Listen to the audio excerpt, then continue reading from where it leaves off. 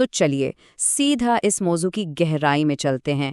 آج کے اس ایکسپلینر میں ہم ایک ایسی کہانی کو سمجھیں گے جو بالکل کسی ہالی ووڈ تھرلر جیسی لگتی ہے۔ ہم دیکھیں گے کہ کیسے دنیا کے سب سے اہم سمندری راستوں کی فزیکل ناکہ بندی ایک بہت ہی خاموش اور غیر مرئی مالیاتی جنگ میں تبدیل ہو رہی ہے۔ یہ صرف کچھ تیل کے جہازوں کا مسئلہ نہیں ہے، بلکہ یہ اس پورے فائنینشل سسٹم کی کہانی ہے جس پر پوری دنیا کی معیشت ٹکی ہوئی ہے۔ 2 کروڑ یعنی 20 ملین بیرلز۔ سوچئے یہ وہ تیل ہے جو ہر روز آبنائے ہرموز یعنی اسٹریٹ آف ہارمز سے گزرتا ہے۔ 2024 کے ان اعداد و شمار سے بآسانی اندازہ لگایا جا سکتا ہے کہ گلوبل آئل سپلائی کے لیے یہ چوک پوائنٹ کتنا بڑا اور کتنا ضروری ہے۔ اسے کوئی عام سمندری راستہ سمجھنے کی بھول مت کیجیے گا، یہ دراصل عالمی توانائی کا دھڑکتا ہوا دل ہے۔ اور یہیں سے کہانی میں ایک بہت ہی ڈرامائی موڑ آتا ہے۔ رپورٹس کے مطابق ایران ایک ایسی پالیسی پر غور کر رہا ہے جہاں آبنائے ہرمز سے صرف ان آئل ٹینکرز کو گزرنے کی اجازت ہوگی جو اپنا سودا چینی کرنسی یعنی یوان میں طے کریں گے۔ مطلب ایک فزیکل رکاوٹ کو لیوریج کے طور پر استعمال کر کے ریئل ٹائم میں ایک گلوبل کرنسی شفٹ لانے کی کوشش کی جا رہی ہے۔ ایک طرح سے تاریخ میں پہلی بار تیل کی تجارت کے لیے ایک باقاعدہ پیٹرو یوان کوریڈور بنتا ہوا نظر آ رہا ہے۔ زمینی راستے کا متبادل۔ تو کیا اس سمندری ناکہ بندی کا کوئی آلٹرنیٹ یا متبادل راستہ ہے؟ کیا یہ 10,000 کلومیٹر لمبا ریلوے روٹ واقعی ایک حقیقت ہے یا محض ایک سراب؟ آئیے دیکھتے ہیں۔ اب یہ جو اسٹریٹیجک پارٹنرشپ ہے یہ کوئی راتوں رات نہیں بن گئی۔ ہسٹری کی ٹائم لائن دیکھیں تو 2016 میں پہلی فریٹ ٹرین پورے 14 دن کا لمبا سفر طے کر کے چین سے تہران پہنچی تھی۔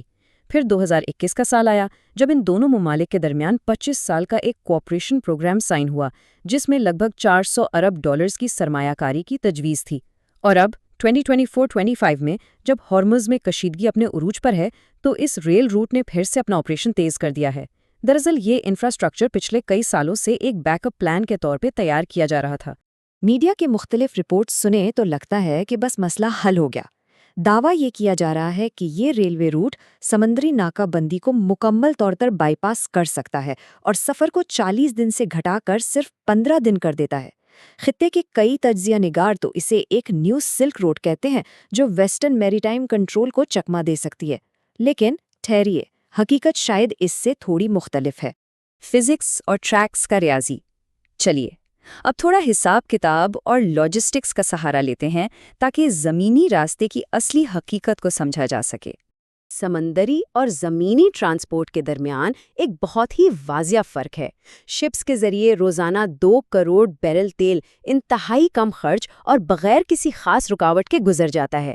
تھوڑا وقت ضرور لگتا ہے پر راستہ بالکل صاف ہے۔ دوسری طرف ریلوے ٹرانسپورٹ میں والیوم بہت کم ہوتا ہے، کاسٹ زیادہ آتی ہے اور سب سے بڑی آفت ہے مختلف ممالک کے بارڈرز۔ یہ بارڈرز کام کو آسان نہیں کرتے بلکہ ہر قدم پر نئی انتظامی رکاوٹیں کھڑی کر دیتے ہیں۔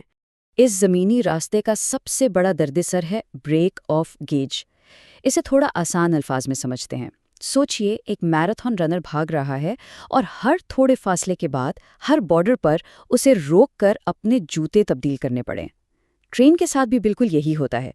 جب ٹرین ایک بارڈر پر آتی ہے تو اسے روک کر یا تو پورا سامان اتارنا پڑتا ہے یا پھر ٹرین کی بھاری بوگیوں کو اٹھا کر ان کے پہیے بدلنے پڑتے ہیں۔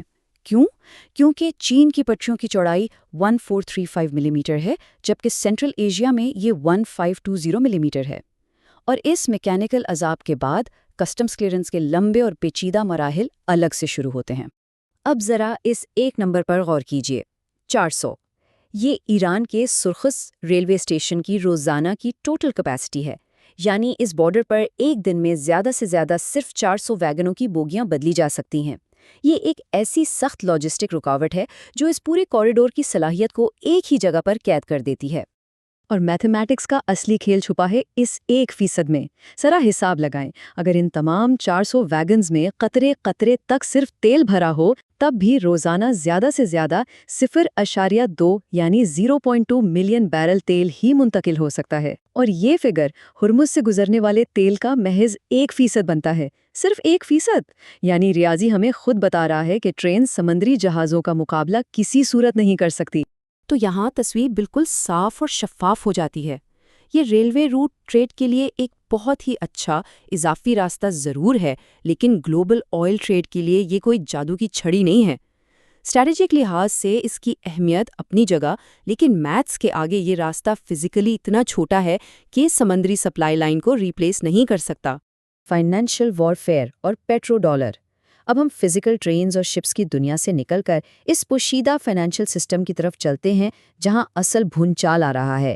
سب سے پہلے یہ پیٹرو ڈالر آخر بلا کیا ہے؟ 1974 میں شروع ہونے والا یہ ایک ایسا سسٹم ہے جس کے تحت پوری دنیا میں تیل کی خرید و فروخت صرف اور صرف امریکی ڈالر میں ہوتی ہے۔